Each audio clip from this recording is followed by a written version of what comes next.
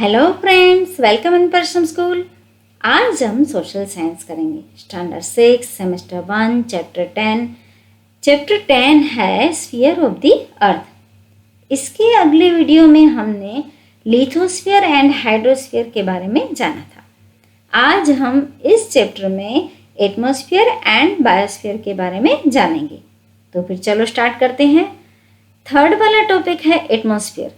The earth is surrounded by a layer of gases up to approximate height of 852,000 km. The layer of various gases is called atmosphere. Atmosphere का अर्थ होता है वातावरण, माहौल, वायुमंडल, फिजा, परिमंडल। अर्थ के आसपास के जो लेयर्स है जो लगभग 850 से लेके 1000 किलोमीटर की हाई गैसेस हैं। The atmosphere can not be seen with the naked eye. Various gases, water vapours, dust particle of asteroids, salt particle and even micro organisms, insect are mixed with the atmosphere. Atmosphere को हम देख नहीं पाते। Atmosphere में gases, पानी की बाष्प, dust particle, salt particle and even micro organism जो बहुत ही छोटे होते हैं, insect are mixed with the atmosphere. Atmosphere is colourless, odorless and tasteless as well as transparent. Atmosphere comprises of solid, liquid and gaseous matters. Major gases in atmosphere are nitrogen, oxygen, argon, carbon dioxide and ozone etc. The atmosphere near the earth's surface is dense. Atmosphere का colour, test, smell नहीं है, वो transparent है। उसमें solid, liquid, gases matters हैं। उसमें nitrogen, oxygen, argon, carbon dioxide, ozone gases है। Atmosphere में लाइफ सपोर्टिंग गैसेस है। एटमॉस्फेयर में लाइफ सपोर्टिंग गैसेस है।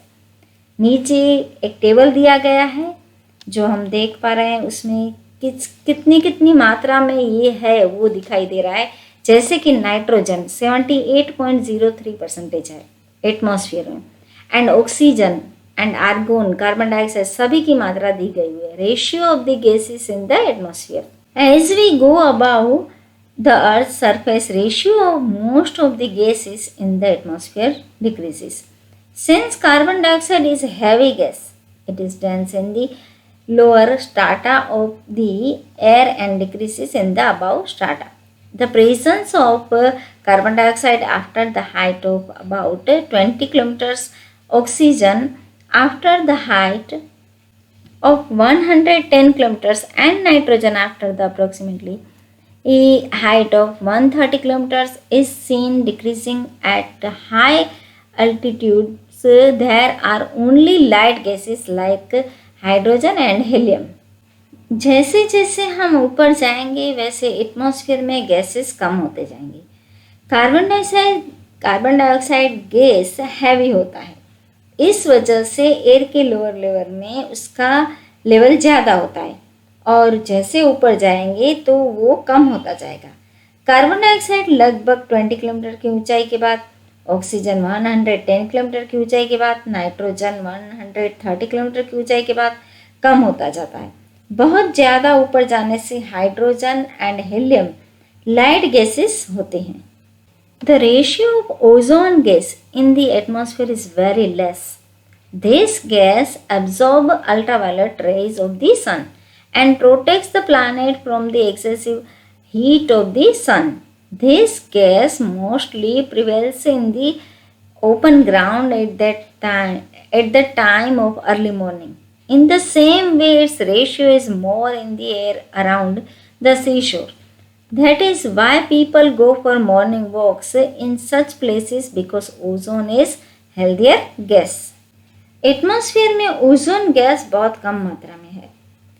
सन की रेज अर्थ पे पड़ती है, ये तो आपको पता है। अल्ट्रावायलेट रेज जो पड़ती हैं उसमें ओजोन गैस हमें प्रोटेक्ट करता है। अगर ओजोन लेयर नहीं होता तो हमको तो बहुत सारी बीमारियां हो जाती। एटमॉस्फेयर हमें बचाता है। हार्मफुल सन रेज से प्रोटेक्शन मिलता है हमको। अर्ली मॉर्निंग खुले ग्राउंड में या फिर समंदर किनारे की हवा में ओजोन की मात्रा ज़्यादा होती है और ओजोन हेल्थियर गैस है, इसीलिए लोग अर्ली मॉर्निंग में लोग वॉकिंग करने के लिए ऐसी जगहों पे जाते हैं। Due to the various particle in the atmosphere, sunlight is seen spreading on the earth. It does not become dark or bright suddenly. Sky colors or of dawn before sunrise and dusk after sunset are because of the dust particles. The rays are reflected through the dust particle and we get sunlight. Atmosphere में various particle होते हैं, इस वजह से अर्थ पर sunlight spreading होता है। इससे जल्दी से अंधेरा या उजाला नहीं होता है। ये सब वेरियस पार्टिकल की वजह से होता है। Sound can be heard with the medium of atmosphere. The waves of sound and light are reflected in the atmosphere and returns to the earth surface, so the transmission of radio and television become possible. Heavenly objects such as meteorites burn due to the friction of atmosphere and get damaged. Thus, atmosphere proves a natural shield for the earth. Atmosphere के माध्यम से हमको आवाज़ सुनाई पड़ती है। आवाज़ और लाइट वेव्स रिफ्लेक्टेड होते हैं। इस वजह से रेडियो, दूरदर्शन, मोबाइल ये सब पॉसिबल हुआ। अर्थ पे आने वाले मेटेओराइट्स यानी कि उल्कापिंड, अर्थ पे आने वाले मेटेओराइट्स, समझ रहे हैं आप? अर्थ पे आने वाले मेटेओराइट्स यानी कि उल्कापिंड फ्रिक्शन की वजह से हवा में ही खत्म हो जाते हैं। इस तरह से एटमॉस्फेयर हमारे अर्थ के लिए नेचुरल शील्ड है। एटमॉस्फेयर के बाद हम बायोस्फीयर के बारे में जानेंगे। नेक्स्ट पॉइंट हमारा है biosphere, the part of environment like lithosphere, atmosphere and hydrosphere. Wherever living beings is seen alive is called biosphere. Biosphere is comprised of variety of life forms. These living spheres include human, vegetation and animal life. Living being on the earth's surface gets food from biosphere. Organisms of biosphere provide variety of food and raw material to human world. Thus existence and subsistence of human life is based on biosphere. पृथ्वी के जिस भाग में जैसे कि lithosphere, atmosphere, hydrosphere जहाँ पर कोई जीव रहते हैं उसे बायोस्फीयर कहते हैं। बायोस्फीयर में विविध प्रकार के जीव रहते हैं जिसमें इंसान, वनस्पति, अन्य पशु पक्षी शामिल हैं। अर्थ पर प्रत्येक सजीव लिंग इसी बायोस्फीयर से अपना फूड प्राप्त करते हैं। बायोस्फीयर के जीव इंसानों को वैविध्यपूर्ण फूड और रॉ मटेरियल देते हैं। इस तरह मानव जीवन के अस्तित्व निर्वाह का आधार बायोस्फीयर है।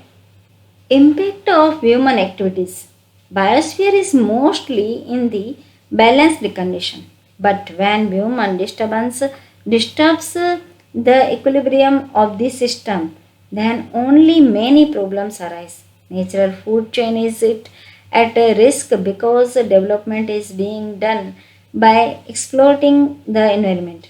This condition is harmful for human being as well as for environment. Biosphere ज़्यादातर बैलेंस कंडीशन में रहता है, मगर मानवीय प्रवृत्तियों से डिस्टर्बेंस से प्रॉब्लम खड़ी होती है। एनवायरनमेंट का नुकसान करके जो विकास होता है तब नेचुरल फूड चेन डिस्टर्ब होती है। ऐसी सिचुएशन में मानव और एनवायरनमेंट के लिए दोनों के लिए ये हार्मफुल है यानी कि हानिकारक है। यहाँ पे हमारा ये चैप्टर कंप्लीट हुआ। अभी इसकी एक्सरसाइज देख लेते हैं। चलो फिर क्वेश्चन 1 देखें। Answer the following question in 1 to line each। First वाला क्वेश्चन है, which are the main spheres of the earth? There are 4 main spheres on the earth, lithosphere, hydrosphere, atmosphere and biosphere. उसके बाद वाले question answer आपको PDF में मिल जाएंगे। Next वाला question देख लेते हैं, fill in the following blanks with correct words. Fill in the blanks में फर्स्ट वाली है, dash spheres consist of mountains and plains. तो किस में आएगा? लिथोस्फीयर, एटमॉस्फेयर, किस में आएगा? तो ये वाला इसका आंसर आएगा लिथोस्फीयर। नेक्स्ट वाला क्वेश्चन है stretch of the atmosphere is up to dash kilometre about the earth surface, 852,000 kilometre. Next वाला क्वेश्चन है dash gas is present in maximum proportion in the environment, तो कौन सा गैस है? Nitrogen. उसके बाद वाला क्वेश्चन है ट्रू एंड फॉल्स। फर्स्ट वाली है existence of oxygen in the environment is up to the height of 150 kilometres, ये सेंटेंस रॉन्ग है। नेक्स्ट वाला है the oceans have become our water base, इसमें राइट आएगा, यानी कि ये ट्रू है। नेक्स्ट वाला है biosphere consist of variety of life forms, yes. Next है biosphere develops on the earth surface because of water and air, yes, ये भी राइट है। Ozone gas protects living being on the earth surface from the ultraviolet rays of the sun, yes, ये भी right है। यहाँ पे ये हमारा चैप्टर कंप्लीट हुआ। आपको अच्छा लगा, समझ में आया? बाय, टेक केयर, फिर मिलते हैं कुछ नया लेके।